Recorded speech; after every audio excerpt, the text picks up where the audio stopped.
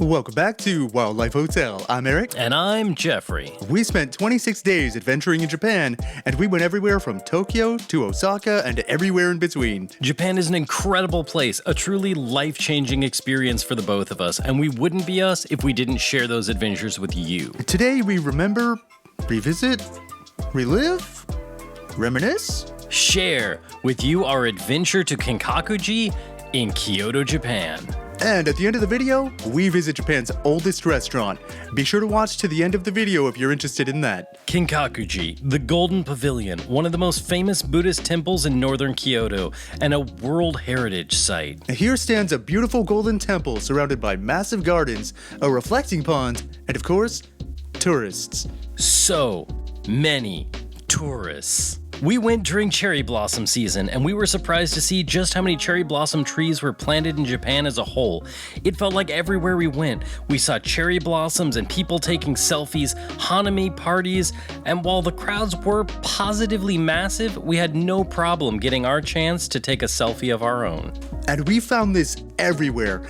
Every Japanese person we met was highly considerate of others, going out of their way to make sure everyone was given the opportunity to do the thing or see the stuff. Kinkaku-ji is home to a 3-story Buddhist temple, the exterior of which is covered entirely in gold leaf on the top 2 levels. While the temple as we know it today was built in 1955, this site has history dating all the way back to 1397. The grounds were originally home to a villa called Kitayama-dai, owned by statesman Saionji Kitsune. The Saionji family sold it to Shogun Ashikaga Yoshimitsu, who transformed it into the Kinkaku-ji complex. Yoshimitsu's original intent was to turn this land into his retirement estate. When Yoshimitsu passed away, his son transformed it into a Zen temple, according to his father's wishes. Since then, the pavilion has burned down at least twice, a disaster surprisingly common for many of Japan's older temples.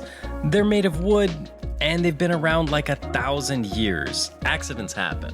It burned down once during the Onin War in 1467 and once again in 1950 by a 22-year-old monk who was taken into custody but later released when they found out he suffered from mental illness.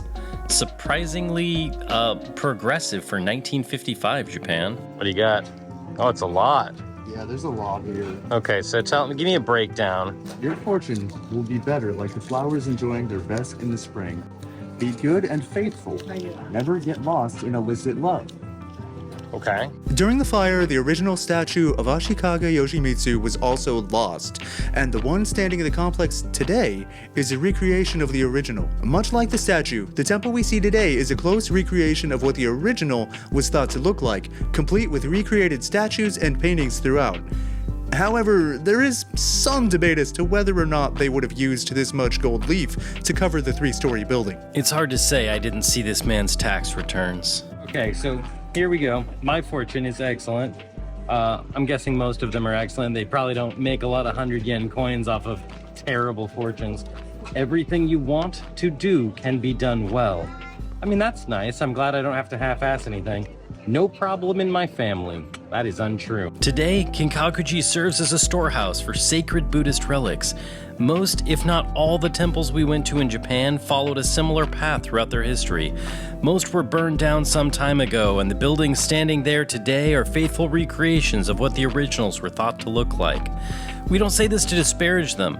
Rather, we say this to commend the Japanese people for their dedication to keeping these historical sites alive so the people of today can share in their history and culture. Kinkaku-ji is just one of a near infinite amount of things to do in Kyoto. If you find yourself in the area, Ryo-Anji, an equally beautiful attraction, is just a short bus ride away. Keep an eye out for that video, coming soon. Or perhaps you're like us and you find yourself famished after a long day of temple going. I'm always famished after a long day of temple going. There are a lot of long days of temple going when you go to Japan. So why not visit Aburi Mochi, one of the oldest sweet shops in all of Japan and one of the oldest restaurants in the world. This unassuming stand has been serving tiny glazed rice cakes for over 1,000 years. And we have to say, it was incredible. It's chewy. It tastes kind of like banana. Equally incredible, the same family has been running the business for 26 generations, and the current building it's housed in is over 300 years old and only a few meters from the original site, which was founded in 794.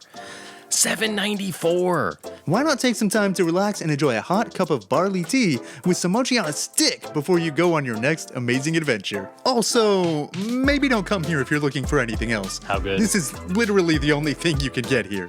The best. Do one thing, do it well, and do it for 26 generations and 1,000 years. That's what I've always said. Thank you so much for joining us today. Japan was truly life-changing, and we are so excited to share our adventures with you. If you're interested in more videos from our trip to Japan, follow the link on the right to see more. And until next time, Have an adventure.